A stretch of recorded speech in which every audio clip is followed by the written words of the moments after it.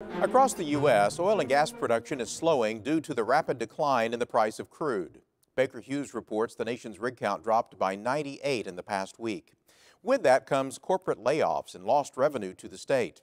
And the market shifts caused by swings in supply and demand can cause an economic tailspin in cities that are largely dependent on the oil industry. Claremore has been booming in the last decade. As of the 2010 census, the population increased more than 17%.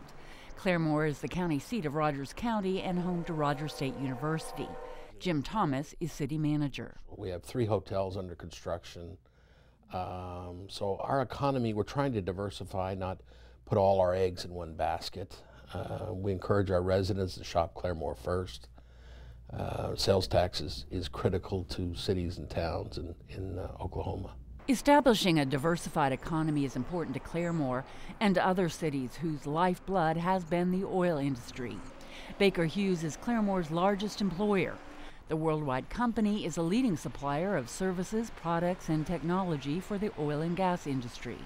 Baker Hughes has recently announced plans to cut 7,000 workers out of its global workforce of more than 60,000. 62 jobs will be erased with the company's closure of its Clinton facility. No word yet on what will happen in Claremore, where 1,100 are employed. We have a very good working relationship with Baker Hughes.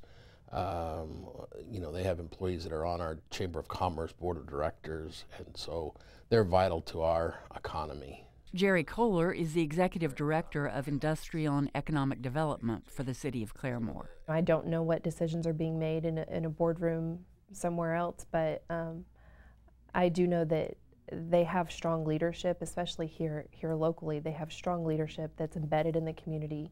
Most of their VPs have been VPs here locally for 20 plus years. The oil and gas industry has experienced many volatile periods over the decades, but this one is especially acute.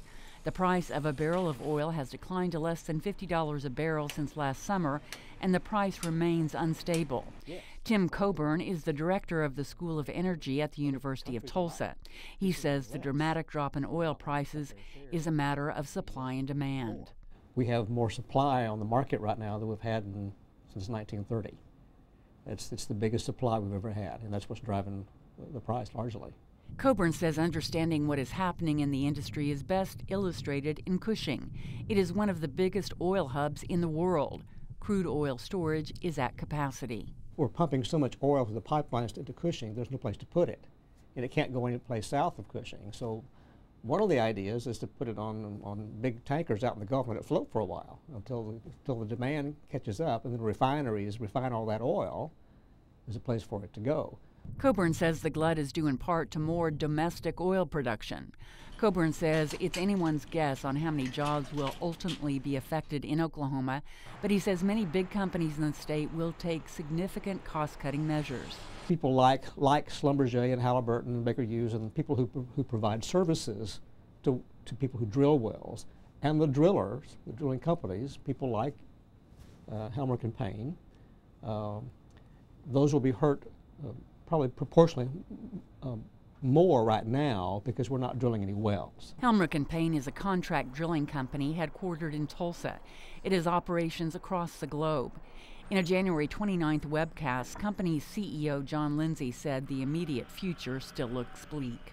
Unfortunately, that means we have begun the process of making significant reductions to our workforce as we idle many of our rigs. Based on what we know today, it is possible that we will have approximately 2,000 or more field positions eliminated by the foreseeable rig reductions. This is, without question, the worst part of a downturn.